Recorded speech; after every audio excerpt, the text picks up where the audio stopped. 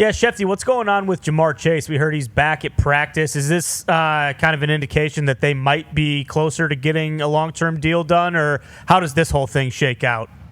Yeah, I don't think they're closer right now, but I do understand it to be the fact that this was like a good faith gesture on Ja'Marr Chase's part to continue the dialogue that's gone on between these two sides in the hope that both sides can get something done before the season begins. And again, I believe it was a walkthrough practice. I don't believe he's still gone through one of these 11 on 11 full exertion type practices.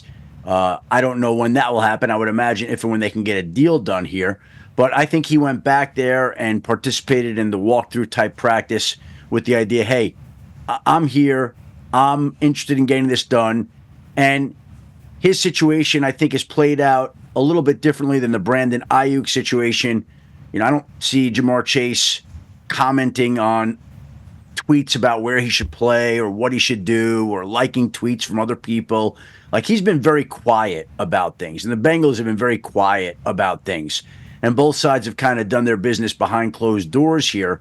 And I think that they would like to try to figure out a way to get something done. And in an effort to continue whatever discussions they've had, Ja'Marr figured he would go through the walkthrough practice. Quiet mouth, loud mind, normally how that entire thing kind of operates. Last week, Bill Belichick told us that whenever, who was it that had 2 years left that wanted to negotiate? Judon? No, before that, whatever it was. Richard Seymour? Maybe, whatever the case was. He said when there was 2 years left on a contract and somebody wanted a new contract, he said that he wasn't going to be negotiating with you unless you're at practice. Like, if you're not practicing, we're not going to be negotiating because that's 2 years left on your deal. We'll start a 15-man parade into my office if that's how this entire thing goes and if people start handling. So maybe there's a similar situation going on. Maybe Ja'Marr, like, all right, I'll come back. Let's do this. Maybe we do a little bit better business. Or maybe Ja'Marr has just come to the point of realizing that the Brown family, this is since the 1600s with the way the Bengals kind of operate in this entire thing.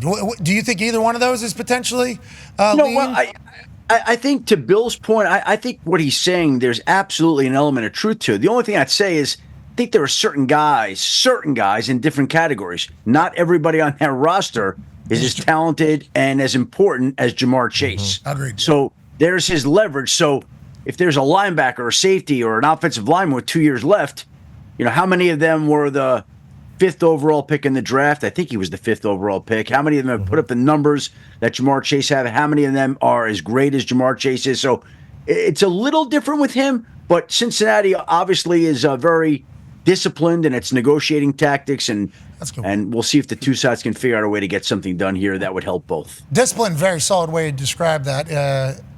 On their end. On the other side, it's cheap. Yeah, cheapskates. Yeah, but that's not real anymore. No. Because they do business now. Right. They sell it. They're going to pay, they pay Joe. Like, there is, feels like we're in a new era of the Bengals. And hopefully this is just business by Ja'Marr saying, all right, you got it. I'll come back. We'll continue to talk and then make it work because he is electrifying.